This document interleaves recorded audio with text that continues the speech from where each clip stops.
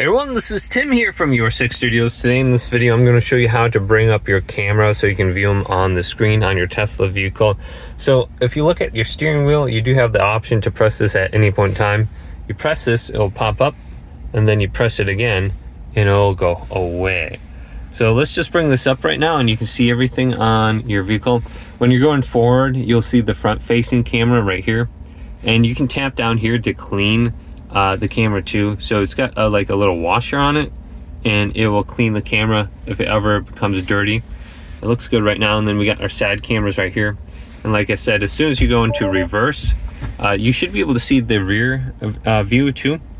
And if you're parking like on the curb or something like that and your mirrors aren't very well adjusted or anything like that, you can just use these cameras to help position you when you're driving.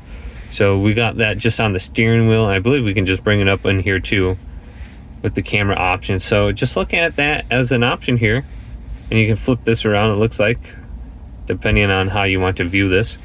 Hopefully this video did indeed help you out.